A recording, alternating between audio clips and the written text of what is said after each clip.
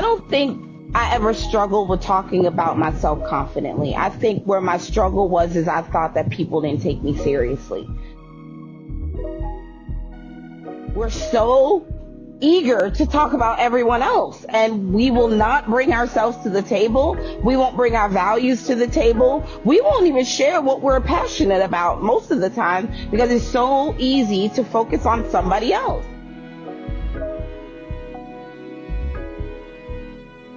What up, y'all? Welcome back to another episode of the Pretty Girl Progression Podcast. I am your girl, Sherelle. If you are new here, welcome. I hope you stay. And if you've been here before, girl, welcome back. And as always, make sure you like, comment, and subscribe. Tell a friend to tell a friend. Now, ladies, I have created something super special for you, which is a free ebook. This is 10 tips to personal development. I mean, we're talking everything from accountability to doing your personal work to grounding. So if you want to grab that, you can go to www.prettygirlprogression.com today. Also, I've created a 30-day devotional. Now, this devotional has everything from biblical verses, a message from me to you, and also affirmation. So you definitely want to go grab that. And it also helps support the channel. And then I could put on events and just give you more resources to help your personal growth. Now, all that housekeeping out the way, I have an extremely special guest. I have a gem for y'all. Not only is she a founder, CEO of The Official Glue, she is an author, international speaker, and she's just a Jill of all trades. She is the professional network marketer, okay? Or networker, I shall say. Y'all give a round of applause to Tollisha Joseph. Hey, Tollisha, aka Official Glue. How are you? Hello. How you doing? How you feeling? I'm doing amazing. I was sharing how this is a long time coming. So I am officially here, and I'm so excited about being here. Yes, I'm so happy that we can do this. Just a little bit of background because Tollisha was like, this has been a long time coming. I actually met you when I was getting presented, or I should say my ex-co-host and our team was getting presented with the Leap of Faith Award for Content Creator. So I think that kind of like started our relationship and being at content creator events. And when I did my 1-year anniversary with my previous co-host, you were one of the presenters as well. So I just love your energy. I love the gems that you provide. And I want you to be able to tell the people a little bit more about yourself. Is that okay? Absolutely. I'm always into sharing who I am and what I do. So my name is Tollisha Joseph. I am the founder and CEO of The Official Glue. And what we do here is we teach people how to network effectively and get them on the yes side of their business. I always get questions about what the yes side is, and I'm sure we're going to break that down today. But That's what I love to do. And because of that, I have gotten opportunities to speak internationally. I've gotten opportunities to be a co-author in a number of books. I've gotten an opportunity to be a collaborator in a authoring project. So there's been just a lot of opportunities that have been presented to me through doing what I'm passionate about, which is helping people learn how to network better. Yes. And I mean, I know we all can gain a lot of information and knowledge about networking better. And I have so many things we could talk about. So I just wanted to know, what made you get into networking? What started that? Yeah, what you said is absolutely true to my life. I'm like a Jill of all trades. I've done so many things. And I think the thing that really got me to even think about what do I want to do with this part of my life. I can't say the rest because I can't commit to like saying this will be the last thing that I do for my life. But what do I want to do for this part of my life? And I'm a mom. I have 2 boys, one 17 and one 13. And I started to think about my 17-year-old son. I think at that point he was 13 or even younger, maybe 12 or 11. But I started to look at him and I was like, I was working at a bar because I was a bartender for 5 years. Really? And I worked at a bar. Yeah. And I loved it. I did it by choice, not by force, right? I was an arbitrator before that. So I went from corporate America into this hospitality industry that was it just rocked me. And I loved it so much. But the one thing I didn't like was how my coworkers would always complain about why they're not making money. And I'm like, what do you mean? Like, this is the easiest job in the world and you make so much money doing it. Like, what are all these complaints about? And I started to figure out like what the complaints were about. And it was really their inability to network. That's why they were complaining about not making any money. So one day I had one of my coworkers come up to me and he was going to like a marketing job fair kind of thing. And he was like, do I look good? And do you think this is work? And I'm like, dude, you're going into marketing and you look like a corporate office worker. Like the vibe ain't vibing. It's not vibing. And so then it just clicked right away. Like, I need to help people like him learn how to do this better so that they don't have to run coffee. Okay. For real. So, okay, what are some of the things that you would say that is the hardest thing for people to grasp as far as networking? Like, for example, me. I don't care how I look. I don't care how much energy I have. I get so nervous to this day to walk in a room and give the whole spiel. Oh, I'm Sherelle, and I run, Pretty Girl Progression that offers resources for Black women, women in general, for personal growth. Like the whole elevator thing, it really just gets me. So how do you what advice do you give people who are like me, who still struggle with walking into a room and giving their elevator pitch? Or should they even give an elevator pitch? I think that the struggle is that we don't want to talk about ourselves, period. This is where the elevator pitch idea came from. It's like, oh, well, you don't want to talk about yourself, then this is something you can say, right? Say this. And the roboticness of the say this makes you feel more uncomfortable. So I think there is a warm space in that. And just knowing what you do and sticking to your story will help you be comfortable in any room. Knowing how to manipulate the words in a comfortable way when you are going in makes it comfortable for you to start talking about yourself. But I think where people struggle the most is, how do I talk about me? We're so eager to talk about everyone else, and we will not bring ourselves to the table. We won't bring our values to the table. We won't even share what we're passionate about most of the time because it's so easy to focus on somebody else. And it's hard for us to kind of turn the lens back to us and say, well, what's great about us? What are we doing that's great? Because we feel like that's wrapped in pride, that's wrapped in ego, that's wrapped in all these different elements that everyone else said that this means. And it doesn't mean any of that. Once we cut that out, we're able to be like, okay, I can step into a room confidently and talk about myself. I'm just as valuable as everybody else here. They deserve to hear about what it is that I'm doing. And it becomes more comfortable because we're comfortable doing it.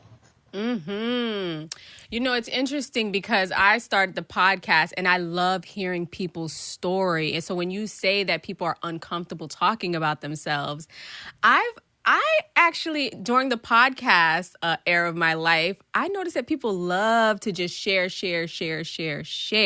right? But I think it's about what you're sharing, like, which brings me to this. Networking sober. How do you feel about that? Because I think when people start to drink and do all the things, it kind of goes into a whole nother conversation about their personal lives and things like that. What do you think is like the maybe limit networking sober? Do it, don't do it? What's your take on that? I think that doing anything with a sober mind is a better idea, right? And I don't mean sober-minded by not drinking. I mean sober-minded by being able to have your faculties in order, regardless of what you're doing. So I guess this is a great question because it layers into the first question. When you're not comfortable talking about yourself and then you go into a space and the first thing you decide to do is go to the bar and get a drink because the drink is going to soothe your nerves about talking about yourself, you're not going to get an effective result because you're trying to submit or suppress something that is already a problem for you. So all that's going to do is amplify the problem. You're going to wind up stumbling over your words. You're going to wind up talking about things that don't matter. You're going to wind up creating a bigger problem because your idea of going to the bar was to suppress the issue that I don't really feel comfortable about talking about me.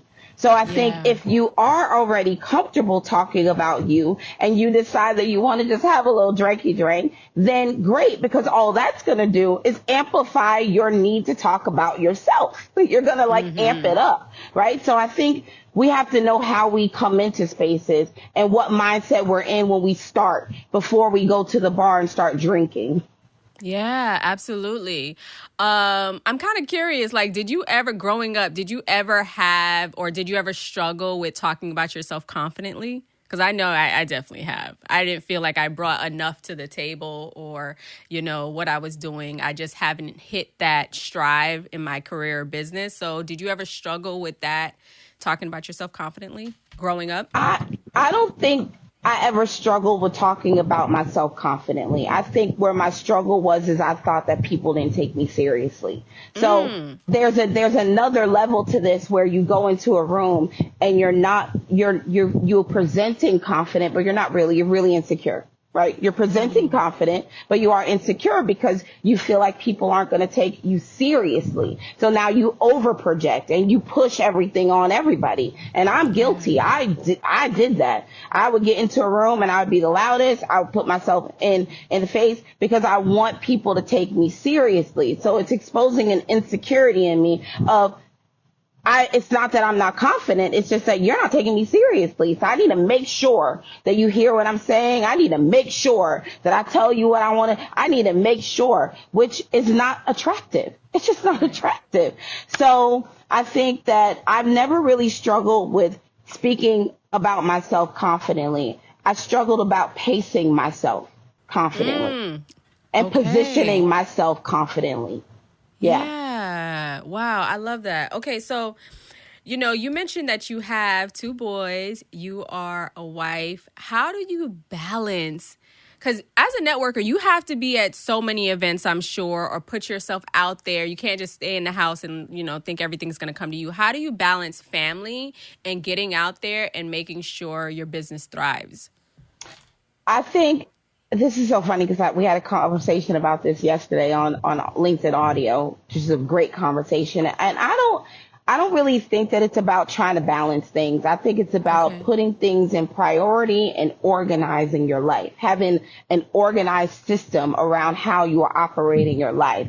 The first thing I did before I even started to market my idea was I talked to my family about the idea and we came up with a system for our family before I even took this product to the world because my family is most important. So some of the questions I asked my family, I said, hey, I'm going to be out of the house more trying to develop this branded idea. That means that we're going to have to share responsibility. So my son started doing laundry.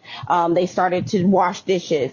My husband took over the cooking. So he was cooking a little bit more. So we started to share the duties of the house. And then the other thing that I asked is like, okay, what days do we want to spend time together as a family? What day is going to be a day that we are absolutely a hell no day? I don't care who calls. I don't care who asks. It's a hell no. We're not doing anything. This is our family day and it means something to us. And then what is our optional day? What is the day that we could opt into hanging out or we could opt into working? So we came up with that system before I even marketed this to the world. So nobody gets access to that time, period. No one gets access to that.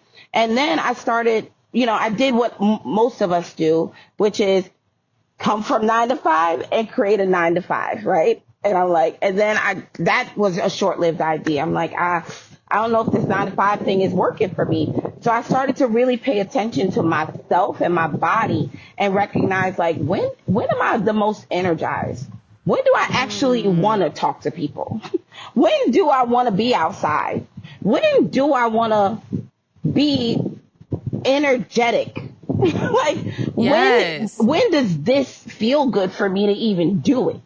And that is what my schedule is like right now. And then I recognize like, man, I'm getting on people's calendars and their calendar's open for 30 days. I don't know what 30 days from now is going to look like.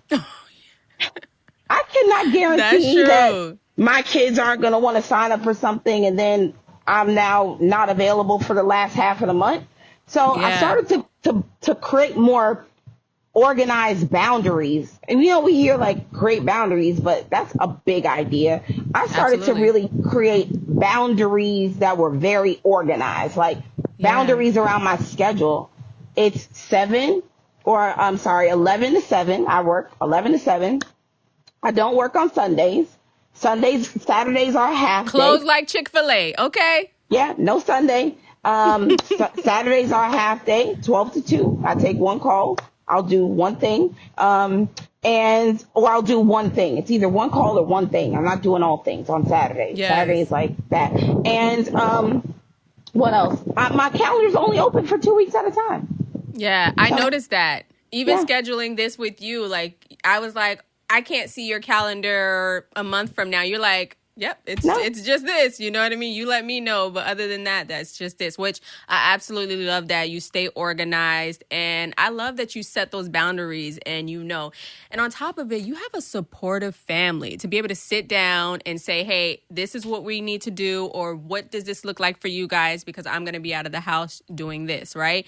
What advice would you give to people who might not have that? Or maybe if you had an experience with friends, girlfriends who don't have that support system, what advice would you give to somebody who kind of struggles in that department? Well, I mean, let's not get it twisted. They didn't start supportive, right? I had a lot of Okay. kickback on this because I had to get to my family and tell them, if you want to have time with me, you need to put it on my calendar too.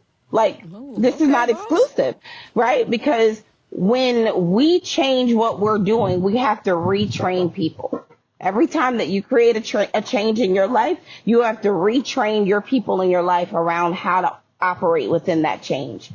And that's for everybody. That's for the husband. That's for the kids. That's for the friends. And I would say that we have to take more ownership on the training side of our lives and own that we have to train people how to operate within our lives. They're not going to just know. They're not going to just respect the newness of your life. They expect the oldness of your life. They don't accept the newness of your life. So in that case, we have to be more inclined to do the training and not just give up on people because they're not accepting our new rules. Well, they don't know them and they're not Right. Wow. acclimated to them. They're not practiced in them. We have to be graceful.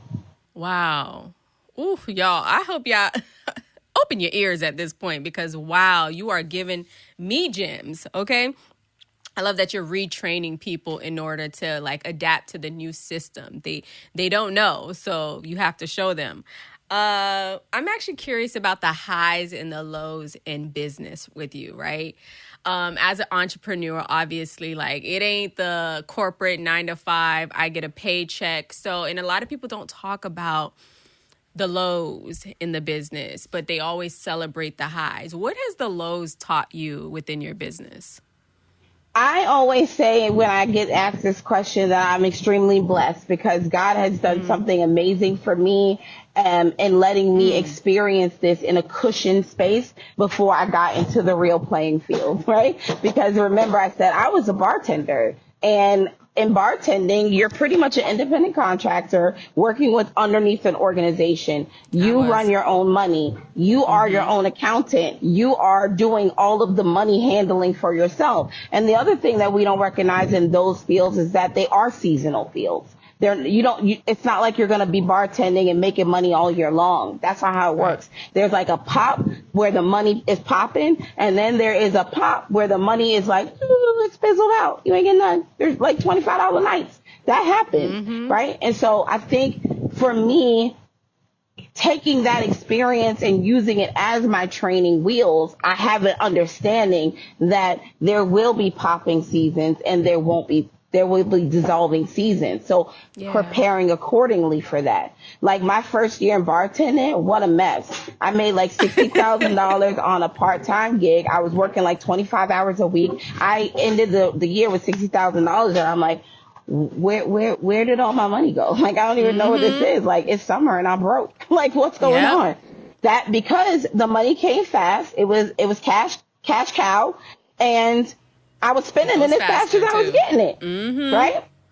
I was used to paychecks on Friday, and going into this everyday having cash idea was an adjustment, and was nobody teaching me how to manage that. So Yeah. I learned a hard lesson of going through a year of work and then coming out of that work and being like, I don't even have any money. I have no money. Yeah.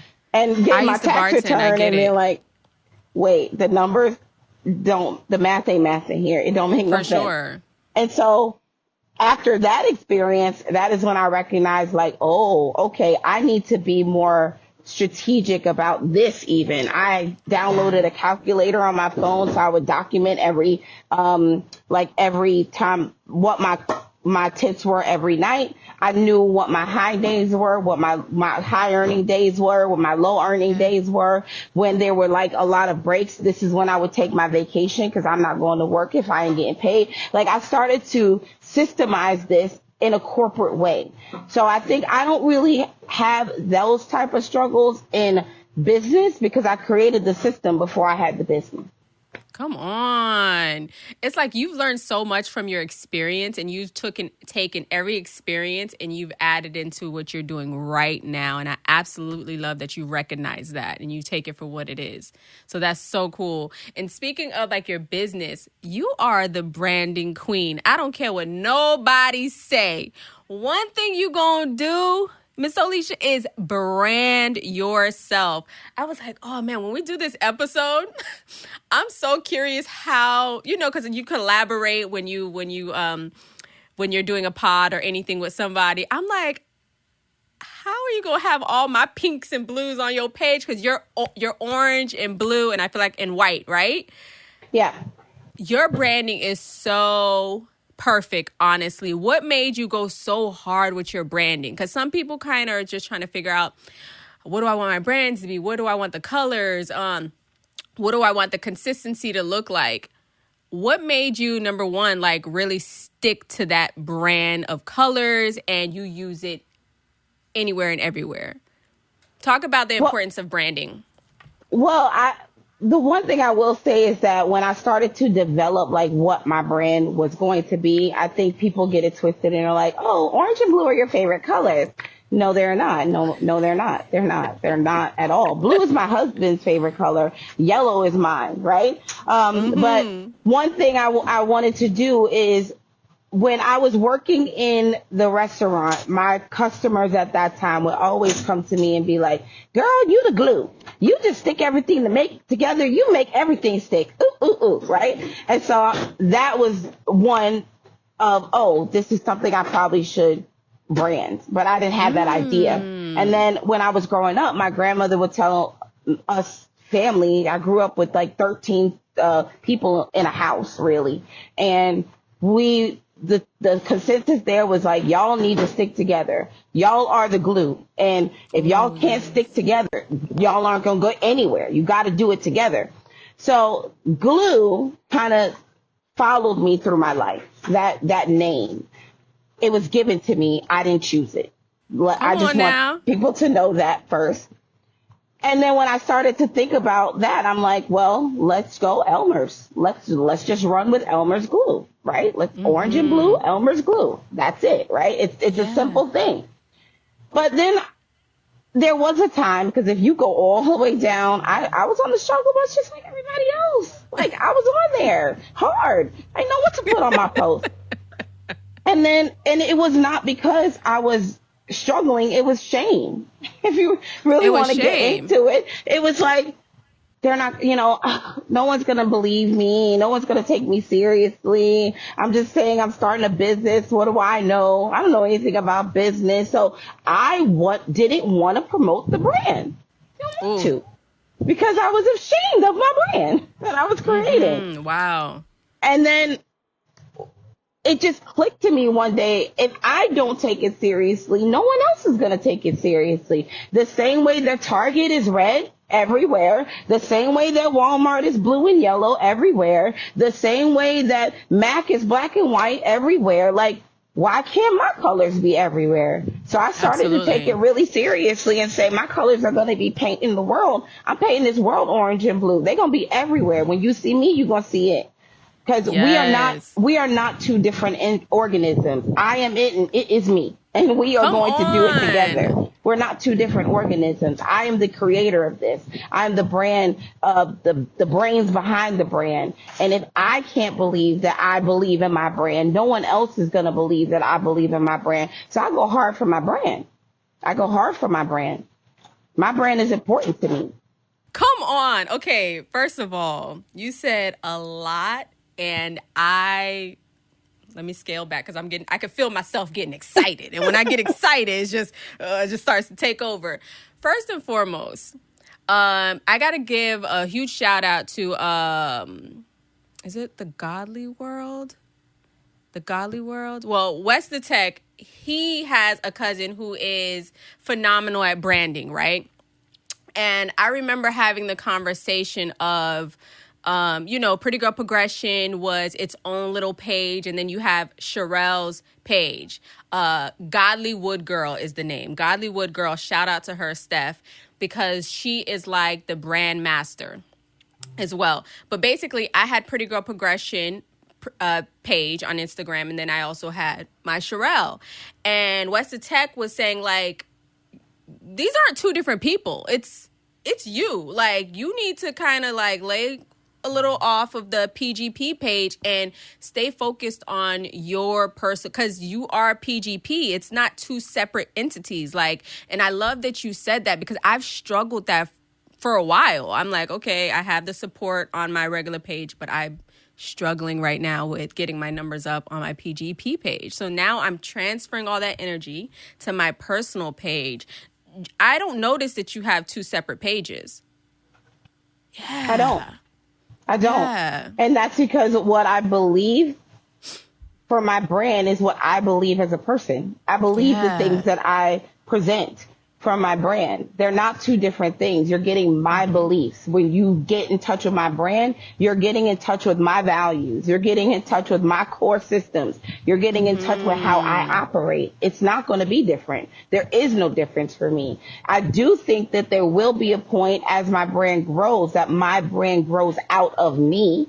It grows out of me. It becomes bigger than me. I do believe that. But right now, it is me. And until I get pushed out of that brand, it's getting pushed out of me. You know? Come on. So yeah. that's what's happening right now. And I don't believe in the personal brand, business brand idea. I think we need to grow one and use the other, or grow the one and use that as leverage to grow the other one. But we can't be growing these two ideas simultaneously because it's confusing. So when you ask the question, like, what tips on branding, it is confusion. If you have one page that's like, your personal life, and then you have this other page that's presenting a whole nother way of living, it's divided. This idea used to work before we were integrated into a digital world. In the digital world, it's you get both sides of you every day as often as I want. I'm not confusing people about what side of me they're going to get every day as often that they want. I don't need you to feel like I have two faces. I only have one. I have one face. Great. And that's all I got. So it's a strategic idea for me to not have two. And also what that requires from me is to have some boundaries around my life. Because if you don't see it on my page, then it's not for you to consume.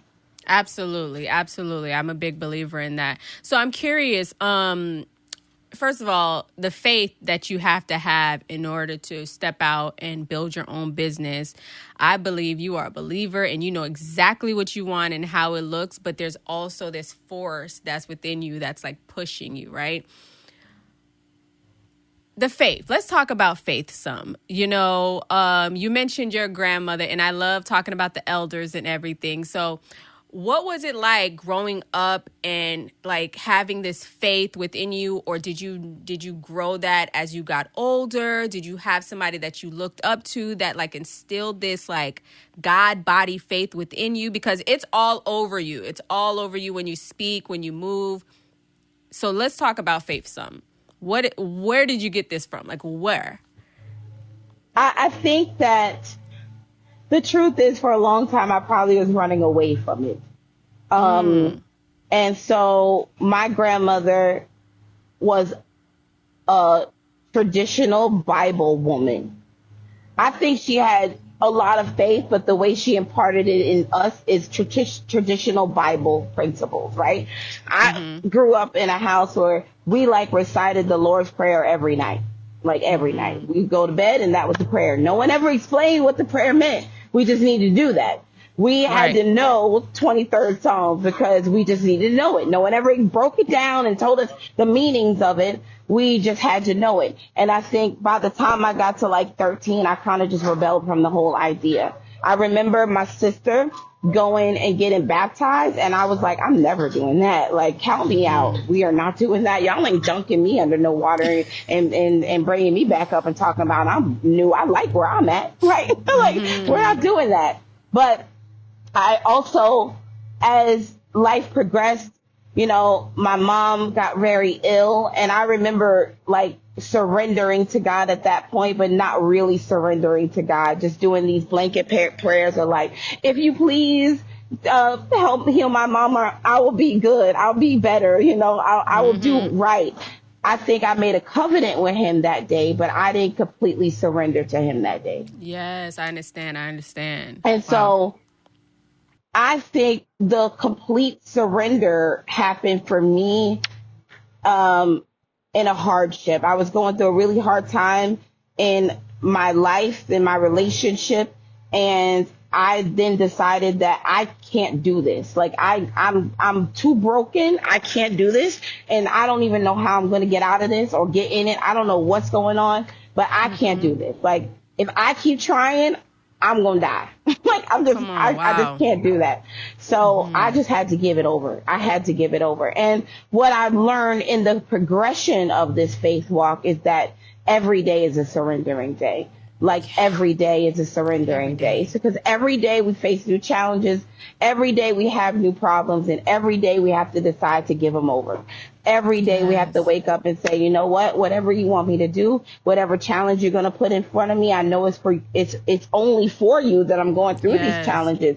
It's only for you that I'm facing this problem. It's only because of you that I have this opportunity. It's only because of you that I get to do these things. So whatever it is that you want to do, then we just have to do it. Like that's just it. Absolutely. And I think Absolutely. in this body that I am in right now, I understand when it is me and when it is him. I have clear distinction on when I want to do something and when he's telling me to do something. And there are Yeah. battles in that, right? I'm not going to sit here and be like, oh, every time he tells me to do something, I just move. There Okay. are times that I'm like, are you serious? Like, can we just discuss this real quick? Because I think that what you're trying to tell me to do right now sounds real ridiculous and crazy. And I don't even know if I am capable of doing what you're asking me to do right now because I'm a little girl. I am shy. I am shameful. I have insecurities. I'm dealing with a lot. And I don't know if I'm capable of managing the task that you just gave me. I don't know if I'm Ooh. capable. And so, but I also know that when I do what I'm told, I get what I want. So I just have to live a life of total surrender like every day. And it's not easy to be in a surrendering space. It is No, it's challenging, not. but I'm willing to be challenged every day for the name of, for God. I'm willing to be challenged. Now, am I willing Come to be challenged by you on. every day? No, no, ma'am. But I'm so willing to be challenged by him every day because I know that if I take on the challenges, I will always come out better. I will always get better. I will always do better. And Ooh. I have no doubt in that. I have no doubt in my mind of that. I love everything that you're saying right now, and it's so real. It's so vulnerable. And I think it embodies everything that I know that it embodies everything that the official glue has to offer because you welcome the challenge and different perspectives. I know when I post something, you like challenge it and you comment and you and it be thick and it be so on point and what's needed to be heard. So I love that you literally challenge everything and your business is so purposeful. That's why I had to talk a little bit about faith because I know surrendering is so hard. Being obedient is so hard. But once you get over that and you let his will be done, you get what you want. And a lot of times even better than what you expected, right? Yeah, So, and it's challenging even for me to comment sometimes. I'm like, ooh, that ain't me. That's gonna ruffle some feathers. Oh my but you God. should. You But I gotta should. do it. But I have to do it, Yes. right? And Yes. sometimes I'm cringing at my own comments. That's the truth. Sometimes this Listen. is not because I had the idea of speaking in this way or being that aggressive in the commentary. Sometimes I am just overcome by the spirit to do it. And that is just what I have to do. Yes, absolutely. Yeah. So I definitely wanted to ask you, when you hear Pretty Girl Progression, what does Pretty Girl Progression sound or feel or look like to you?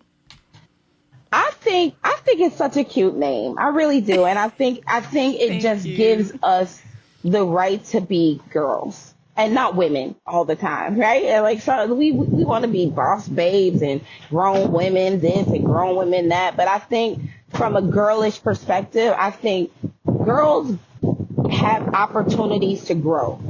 They have Yeah. opportunities to learn. They don't take everything so seriously. They probably do get a little offended at times, but it's okay. Like, Yeah. it's just a way of being a child. Like, you have the ability to be a child sometimes. And I don't think childlike behavior is appropriate in every setting, but I think with your girlfriends, you could be a little kid. You could play. You could have Absolutely. fun. And I think that when you stay in the childlike place, especially when you're going through a relationship with God and you are always presenting yourself as a child in God's presence, you are able to progress in that. Like there's Yes. room for progression in that. So when I see the Pretty Girl Progression title, I kind of break it up in every little piece. I think it's like, I'm pretty. Well, look at her, she's pretty. But I'm also a little girl and I need growth. I need direction. I need guidance. And I think that there's a declaration of I am progressing in there too. It's not like I'm going to Absolutely. stay in this girl way forever in this particular space, but I Yeah. am moving forward, but I'm still a little girl. Like there's Come a on. duality there. Absolutely. Oh, well, I love to hear that. Thank you for that. Let's talk about your book, Miss Best-Selling Author. Like, let's get into it.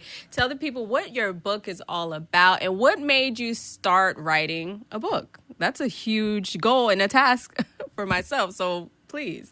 Well, so this is crazy. There's a lady named Marshawn Daniels who came to our church locally here, and this is before I even started the business. And we went to like a conference for women, and she was the presenter, and she was like, "Write down your big dream," because she has a book called Dream Big or something, and she's like, "Write down your big dream, be audacious about it." I have no idea why in this notebook I wrote write a book, like really big, took up the whole page. I don't even know where that came from. I never had the vision of writing a book. So years later, I go to the Emmy suites, and I got an opportunity to go to be a part of that experience, and I met a woman there. And then a year later, she calls me and she's like, "I'm writing the second version of this book and I want you to be a part of it." And I'm like, "What? What do you mean? I don't write." Like, and crazy thing is in duality, right?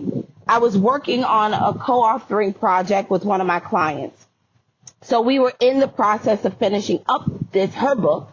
And then I got the opportunity to be an author in a book. I authored a chapter. The book went bestseller. So Come on. I got an opportunity to do that. And what you asked at the beginning of this podcast came right back full circle, because it's like, what am I going to talk about? And the instant messaging that came to me was talk about your anxiety, talk about your struggle with your anxiety.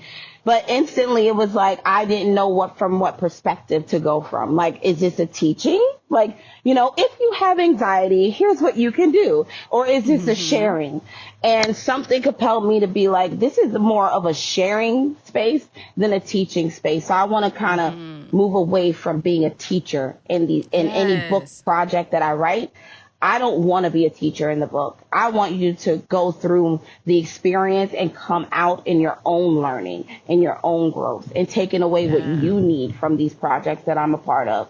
So when I wrote the chapter, I shared what happened to me. I didn't even know I was anxiety stricken. I had no idea. I went to work one day at this restaurant and like everything started to compile on me. They were just hitting me with questions. Oh, corporate's coming, all this stuff. And I literally lost my sight. I lost my hearing. I couldn't see. I couldn't smell. I like all of my sensories went dead. Like Whoa, I yeah. felt like I was dying.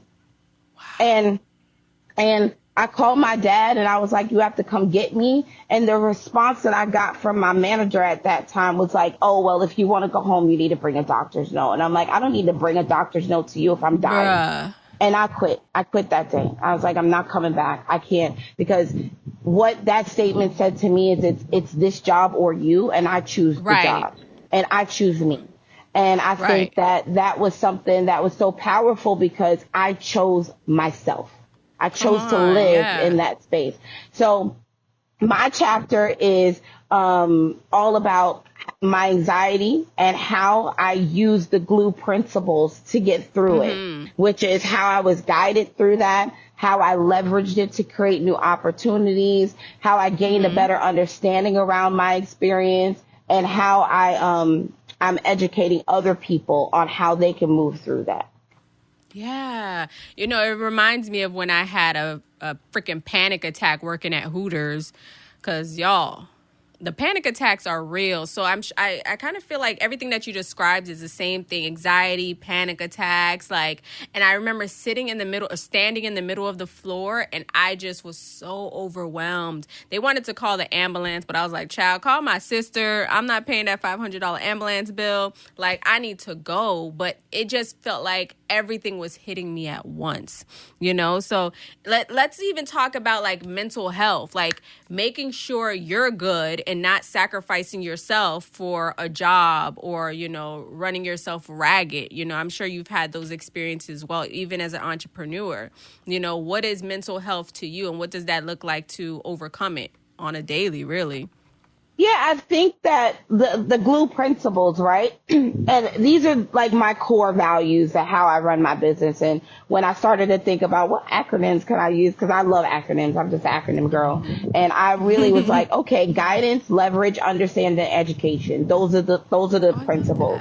And so one thing I recognized when I was going through my anxiety, okay, I left this job. I started working on another job, but then suffered from the same experience. So it's like, it's not the locations. It's how you are positioned. That's what's creating this tension for you. It's not where you are, because you're going to take the same feeling into a new space and have the same result. It doesn't matter where you are. It's the way you're positioning yourself in the places that are going to create the difference for you. So I needed to be guided in how to position myself better in places. And so I really focused on, this is when I really went heavy into my word and started to like just cover myself in it and really just, you know, we hear about this, immerse yourself in the word, but when you understand what immersion is, you are fully submitted and you are immersing yourself in the covering of the word, you understand what that is. There's no better guidance for your life than the word of God. At all. So I had to get underneath that covering. And then I had to learn how to leverage the covering. How do I leverage the covering? Because now that I understand and I understand that I need to position myself, I need to have leverage over these positions. I can't just be there. I need to create distance between there and me. There has to be a distance between that. And part of that is speaking up for myself and telling people who I am and what I'm doing and how I bring my value to a table. That creates a lot of distance between the here and the there. Right? Yeah. I'm not playing on the same field as everyone else. I'm doing things differently because I am distinctly different. Yes. So once I recognize that is my leverage. That is my leverage. And then I had to understand how to pace my leverage. So I needed to understand how to pace it. And in the book, I use gardening references. Really ironic because I'm like, what does gardening have to do with blue? But God said, write it this way, and this is what we're going to do. We're going to go back to the way he tells stories and tell this one, right? Ooh, so we use so agriculture and the pacing, right? Understanding like when you are in a gardening season and as people, when we are being guided and we're trying to create that leverage, we're in the gardening season. We have to get back in the ground. We have to start pruning and plucking and pulling up the weeds and understanding like who we are and how we operate, what our triggers are, what is going to offend us, what is going to affect us, what's going to motivate us, what's going to drive us, what's going to energize us, what's going to depress us. We have to really get a clear understanding of who we are and the garden that we tend. We got to get an understanding of that. So I really had to understand that stuff. Like I needed to create my triggering list. Like when I'm in spaces with people and they say certain things, it triggers me. And I need to know that because if I allow that trigger to activate, they have leverage. If I deactivate that trigger because I know it ahead of time, they're deactivated. Period. It can't affect me. So that's how we create that distance. And then I recognize there's a level of education that needs to be there. And I think this is when I started to activate my love for words. Like I've always been a lover of words, but I really wasn't into the word. And not the word of the Bible, but the words in the dictionary and really getting a clear understanding of what like words actually mean and not what I think they mean. Right. And so I started to fall in love with words. And when I'm educating myself on the true meaning of words, like what is the true meaning of entrepreneurship? What is the true meaning of advocacy? What is the true meaning of affiliation? What is the true meaning of partnership? What is the true meaning of relationship? What is the true meaning of reciprocity? Once I understood the true meaning of what these things mean, I can actually be true to the meaning and live true to what it is. I can do that once I understand it. So I need to educate myself. And because I educate myself, I get the opportunity to educate others on this. So, yeah. Come on. Oh, I'm just loving this. I can't wait to watch this back and take my own personal notes. I'm not going to keep you too long because I know that it's your sister's birthday and you have a lot going on. But I couldn't leave without talking about BPN, the Miami chapter. You know, I know that you were, I believe, honored or recognized for all the things that you do within the community. Can we talk a little bit about that? Sure. That's a, all these things is like, but God, right? And when I get into spaces and sometimes people say things to me and the acknowledgement coming back to me is just a humbling thing, and it humbles me instantly. Like I get instantly humbled when people are like, let's talk about the things that you're doing. I'm like, because you're doing, baby, you are doing. But what I recognize in that instant is like, I'm not doing any of this. Like I'm just not. Who's doing it? Right. Well, who is doing it? Well, yes, because God is working through you and you are the vessel. And I'm going to share why. Like, I heard something today and somebody said, well, it wasn't somebody, it was Sarah Jakes Roberts. Let me not discredit her for her words. Come on, Sarah. But she said, all you need to do is be a witness. Like all you really need to do is be a witness. And I'm like, you're right. You're right. So when I get a chance to witness and be the messenger of what God's glory is, I have to do that. And I have to share, like, there was a time that I was like, this community fucking sucks. Let's like, I talk don't even about want to be a part of Broward County or Miami-Dade. I want to just do everything outside of Florida because this community is not enriching me. It's not growing me. It's not supporting me. It's not doing any of these things for me. No one's referring me business from here. Like I'm going out here and working hard, working this scene hard, and this scene ain't working me. So I need to find a whole new scene, right? So when COVID happened, I was like, I was in Buffalo, New York, Tennessee, building community everywhere but my community, my community. And I remember like maybe the next year, because the first word was fire, the next word was obedience. So the next year, when I was in my obedience season, the obedience was to put seeds in this ground. You need to work your ground. You can't be all over the place. You need to start working within your community and making impact in your community. Even if they don't impact you, it is your duty to impact them. I was like, whew. So, he had me in the gym. He had me working on my endurance. He had me building up my strength. He had me doing all these things. And I was like, okay, we're going to do this, right? And what I came to realize is like God has his hand in all the things that I'm in before I'm even there, because I don't even understand this whole thing with BPN. Literally what happened is I found them on Instagram. And it was just for the summit. And I was like, let me go on the website and see what this is all about. And then something said, check and see if you can volunteer. And I did. And I volunteered. And in that volunteering experience, I got the opportunity to like be very close with Stephen A. Smith, which was like, what? Why me? I don't even belong to this community. How did Stephen I get A. here? Smith. Yeah. Wow. I don't even belong to this community, so how did I get access to this? That was one thing. But God, right? And so then I was still on the fence. I'm like, I don't know. And then I was a part of the Women's Chamber of Commerce, and I was doing stuff with them. That relationship kind of broke down, and literally it was like in the breakdown of that relationship, this relationship was being built, because I was seeing the founder of BPN like all the time now. Everywhere I went, she was just there. And I believe in the power of three. So I saw her about 3 times.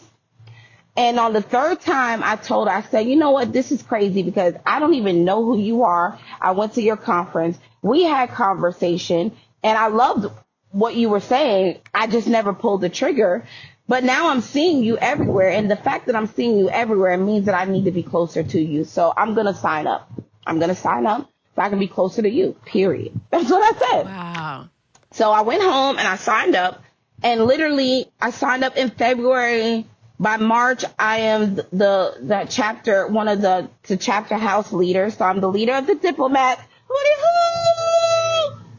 I'm the leader of the diplomats. And then, like, literally in like 2 weeks ago, I'm now on the committee. And this is all in like a 6-month span. Wow. So congratulations. I'm very fast because of my obedience. Absolutely. Oh my God. That, first of all, that's incredible. And it even goes back to you saying like you're seeing this woman all the time in the power of 3. I'm a big believer in the power of 3 as well. And you felt the need, the pull, the shift to be closer to the fire. Like just doing that alone, that's why you're in this position. Well, and I wasn't shy about that. Like, I didn't go and be like, oh, I told her exactly what it is that I want. I was like, I am signing up so I can be closer to you. That's it. Like, period. I'm saying what I want. I believe in there's another acronym that I use that's CARE, and it's creating relationships that last, articulating your expectation, resolve the conflict, and engage in your community. You have to do those things. If you really want to care, you cannot have care without telling people what you want. Wow. If you take the A out of care, it's no longer care. You have to tell people what you want, and you have to be, I would say, to the fault of aggressive in saying it. You have to be upfront and direct and say, this is what I want. Because people can't give you what you want if they don't know what you want. Absolutely. Absolutely. So I told her, I said, I'm signing up so I can be close to you. And I could tell you, like, every meeting that I've had, she's in that meeting. She's always at the events. She is an amazing leader. And again, going back to the guidance, like, you want to be guided by people who are able to lead the unleadable. And I feel like I am one of those people who are just not easy to lead. So if you can lead me, you're doing something granular, because I am only led by God, really. And if God ain't leading me, ain't nobody leading me.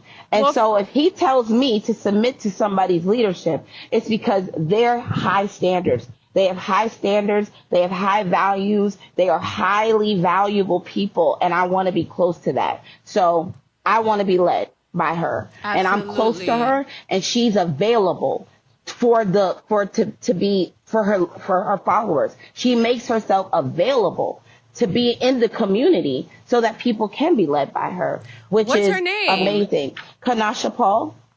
Kanasha Paul, shout out to Yeah. you, girl. Yeah. Okay. Wow. I So absolutely, it's an amazing absolutely love community that. to be a part of, for sure. Yeah. Oh my goodness. I just love this. I know we're going to have a part 2 coming soon. Just I'm know, in. just know.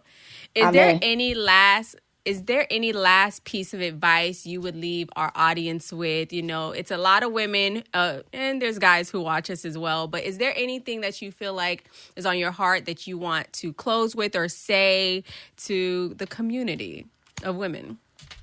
Yeah, I think one, I'm actually working on another project with another client of mine, and it's funny that her project is called Perfect Progression and your Pretty Girl Progression. But I think they have some kind of alignment because we're writing a book. I don't even know how I got here.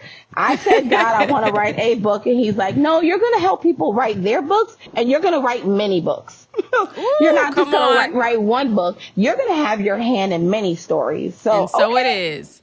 Okay. And so Yes. we're doing that. And this one is amazing because it's about, the things that women go through as they go through the corporate experience. So it's an amazing project. But the one thing that I want to say, and I think I'm being led to say, is that progression, as imperfect as progression seems to be, it is perfectly yours. It is your progressive process.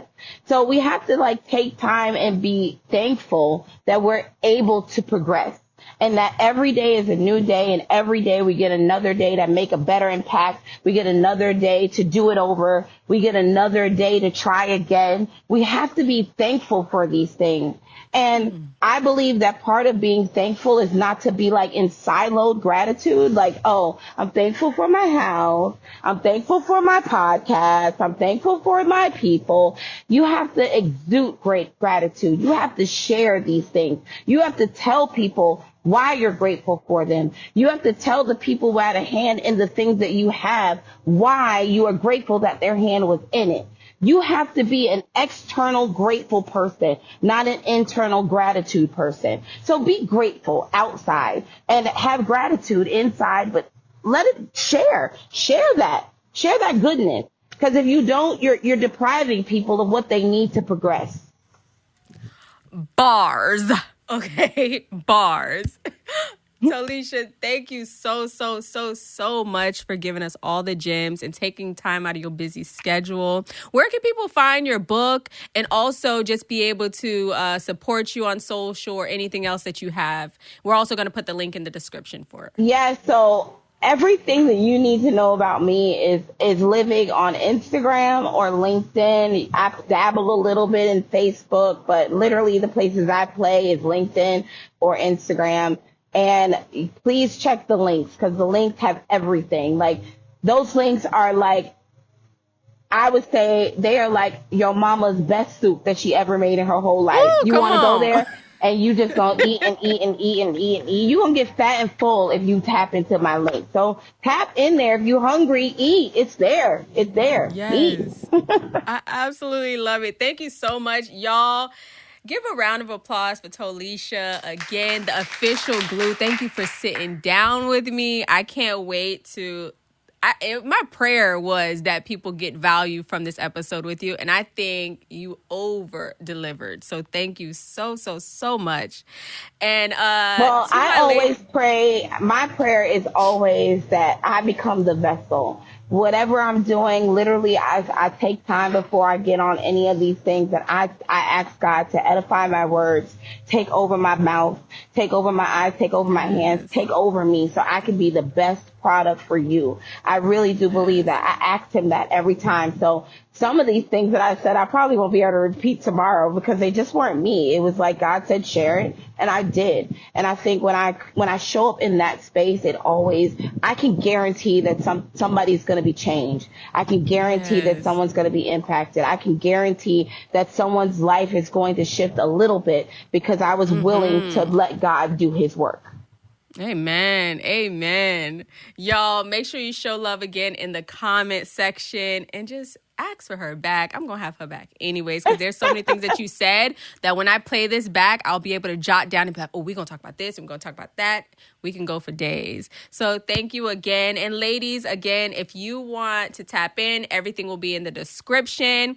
Make sure you grab the free ebook, 10 Tips to Personal Development, and the daily devotional. And as always, Queen, love yourself. Well, before we cut, I wanna take a little space and give you your flowers, really, because I think if we're here and people go, it's not only for me, it's for you too.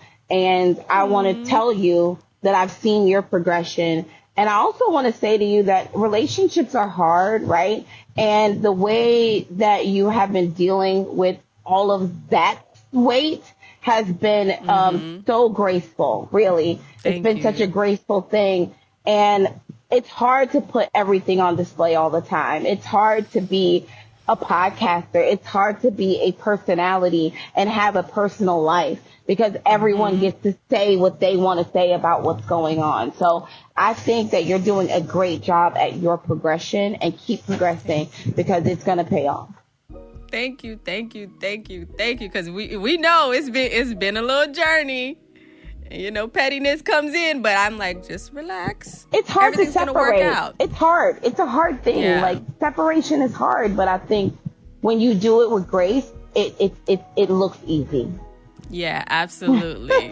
Thank you for that. Thank you for acknowledging that. I appreciate you. I hope you have a beautiful day. And ladies, love yourself. Bye, y'all.